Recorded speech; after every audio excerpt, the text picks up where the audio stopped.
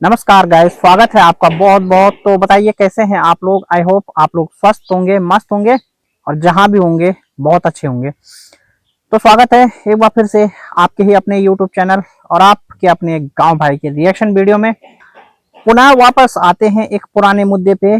और जब मैंने देखा कि रिएक्शन चैनल वालों से भी अपील हुई थी और हमारे रिएक्शन चैनल के ग्रुप में भी जो परी ब्लॉग है उन्होंने अपील की थी कि भाई मतलब अब इस विषय पे वीडियो ना बनाएं, तो बिल्कुल हमने कहा था यार हाँ वास्तव में अब ये विषय जो है अब उतना वो नहीं है। तो बीच में हमने वीडियो बनाई नहीं थी, लेकिन उसमें ये था कि जैसे कि आपने अंकिता के ब्लॉग में देखा था कि उनके पापा ने अपील की थी कि 3-4 तारीख को वो घर आ रहे हैं और उसके बाद वो स्वयं बताएंगे इस मामले में क्या क्या हुआ था, मतलब जो भी है। तो आप सभी दर्शकों के लिए वो कुछ ना कुछ बताते। लेकिन आज 7 मई हो गई है और 7 मई तक भी मतलब जो है उनकी तरफ से कोई रिस्पांस नहीं आया है, ना उन्होंने कोई जानकारी साझा की है ऑडियंस के साथ। तो बोलने का मतलब ये है कि अब ऑडियंस क्या हो रही है, ऑडियंस इंतजार में है। अब होता है भाई, जैसे कि मैंने पहले बताया था कि क्रिएटर के साथ जो है लोगों का एक भावनात्मक रिश्ता होता है ना, मतलब कि भाई वो चाहते हैं अगर उनका क्रिएटर परेशान है तो पब्लिक भी परेशान रहती है, और अगर उनका क्रिएटर जो है वो हैप्पी है तो पब्लिक भी हैप्पी रहती है।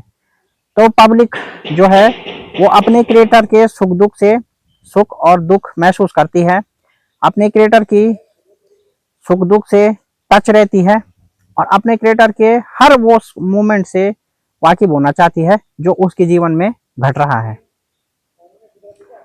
तो अब बात आती है कि जो इनकी सगाई थी अंकिता की और साथ में पहाड़ी भाई की, तो इनका जो मामला था तो अंकिता के फादर ने बोला था कि भाई वो घर आएंगे और उन्होंने बोला था कि वो स्वयं इस विषय पे आप लोगों के सामने बताएंगे क्या क्या बात हुई। जो आप लोग उत्सुक हैं, आप लोग इंतजारी में हैं, तो आप लोगों की इंतजारी को वो समाप्त करेंगे।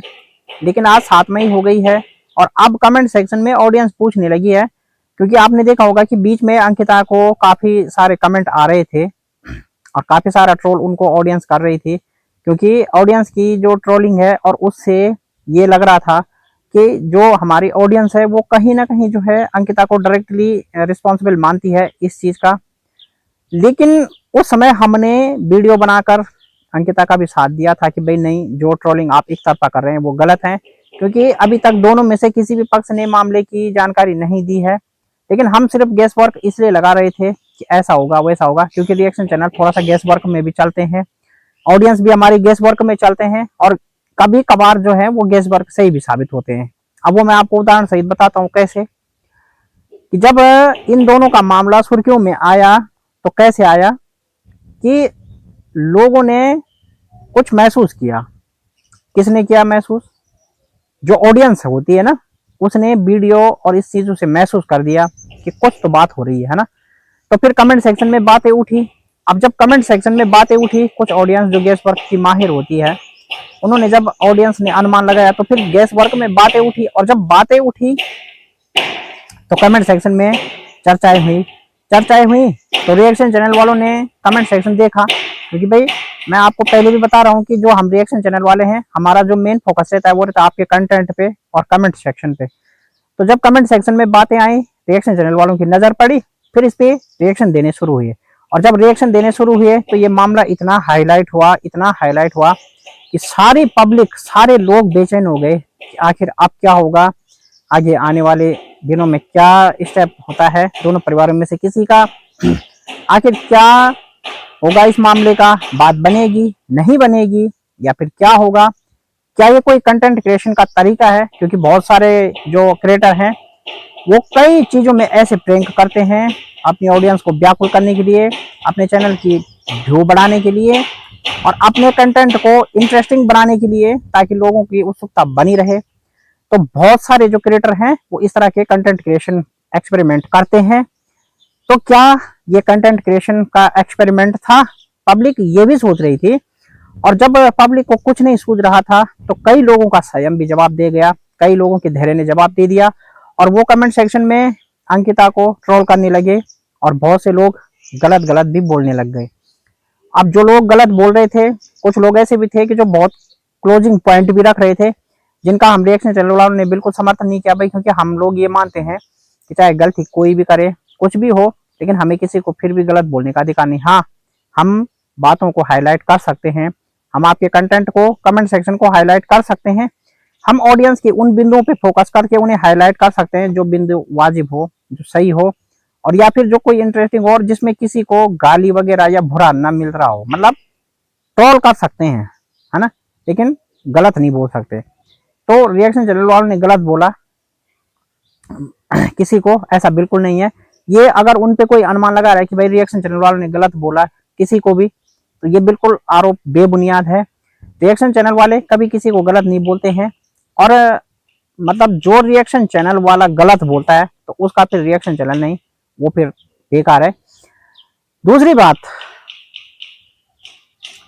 कल जैसा कि परी ब्लॉग ने भी आप लोगों को बताया होगा, लेकिन जिन लोगों ने बाय द वे नहीं देखा होगा वीडियो, तो मैं बताऊं कि जब से इन दोनों का मामला सुर्खियों में आया, ट्रोलिंग जब से हुई, तो भाई बहुत सारे लोग रिएक्शन में उतर आए, बहुत सारे लोग तब रिएक्शन देने लगे, और लोगों को ये भी लगा कि यार मामला ट्रोलिंग है, मतलब कि कहते हैं ना कि लोहा गर्म है तो हथौड़ा मार दो। तो लोगों को लगा कि जब सालों से उनका चैनल चल नहीं रहा है, तो क्यों ना इस मुद्दे पे रिएक्शन देके वो भी अपना चैनल दौड़ाए। कुछ का दौड़ा भी थोड़ी देर के लिए, लेकिन बात पता क्या है कि सच्चाई हमेशा टिकती है, और जो झूठ की बुनियाद है वो ज्यादा दिनों की मेहमान नहीं होती है। तो अब जबकि 7 मई हो गई है, और आज आपने देखा होगा कि अंकिता ने एक ब्लॉग बनाया जिसमें उसने बताया था कि भाई मेहनत करने वालों को ही पता चलता है कि मेहनत और खून पसीने से कमाया हुआ पैसा हो या इज्जत हो या कोई भी चीज, इवन मतलब कुछ भी हो, तो उसी को पता चलता है जिसने वो कमाया है।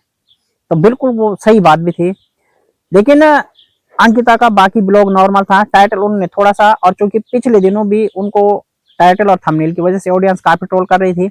ऑडियंस का ये मानना था कि जो दूसरा पक्ष है बहुगुणा भाई का, वो अपनी तरफ से बिल्कुल नॉर्मल है, मस्त है, और कुछ नहीं इस विषय पे वो शो ऑफ करना चाहते हैं ऑडियंस को। लेकिन अंकिता के टाइटल और थंबनेल से ऐसा लग रहा था कि जैसे वो कुछ ना कुछ दर्शकों को कोई संदेश देना चाह रही हो, या फिर कोई गुस्सा नाराजगी इस तरह से हो जिसको वो जाहिर करना चाह रही हो। तो ट्रोलिंग भर भर के हुई, और उसके बाद परी ब्लॉग से अंकिता के जो फादर हैं उन्होंने रिक्वेस्ट की कि भाई इस तरह से मतलब गलत कमेंट ना किए जाए उनकी लड़की को, और जो थंबनेल और टाइटल वो इस तरह का लगा रहे हैं, तो उन्हें पता चला है, उन्हें रियलाइज है कि हाँ वास्तव में ऐसा नहीं होना चाहिए, और उन्होंने कहा था कि अब ऐसा होगा भी नहीं।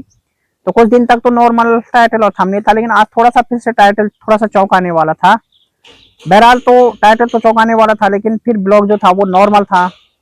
अब वहां पे क्या होता है कि जब ब्लॉग आता है तो एक कमेंट सेक्शन में हमारे कोई भाई हैं, तो उनका जो कमेंट सेक्शन में जो उनका कमेंट था, तो वो उन्होंने ये कमेंट कर रखा था कि भाई आपके फादर 5 तारीख को कुछ बताने वाले थे, उसका क्या हुआ। आप लोग वीडियो में जाओगे तो कमेंट सेक्शन देख लेना अंकिता का। हालांकि अब हो सकता है कि मतलब उसने बाद में वो कमेंट डिलीट कर दिया हो या ना किया हो, ये आपकी बात है, पर मैं जब तक ये वीडियो बना रहा हूँ मैं तब की बात कर रहा हूँ कि अभी तक वो कमेंट सेक्शन में मौजूद था वो कमेंट। तो कमेंट में क्या था कि भाई आपके फादर जो है वो 5 तारीख को कुछ बताने वाले थे, तो क्या हुआ, क्यों नहीं बताया, घर आ गए या नहीं आ गए, इस तरह की जानकारी आपके ब्लॉग से अभी तक मिली नहीं, और फादर ने अभी तक कुछ क्यों नहीं बताया। तो कमेंट करने वाले का तो एक लॉजिक सिंपल था, उसने मतलब मैं झूठ भी क्यों बोलूं भाई किसी के लिए, अब उसने कोई गलत नहीं बोल रखा था, उसने नॉर्मली ये बोल रखा था कि आपके फादर जो है वो 5 तारीख को कुछ बताने वाले थे, तो हुआ क्या, मतलब क्यों नहीं बताया। उनका मतलब था कि जब बताने वाले थे तो क्यों नहीं बताया, ऐसा वैसा कुछ भी तो आपने ब्लॉग में वो जिक्र नहीं किया। अब वहां पे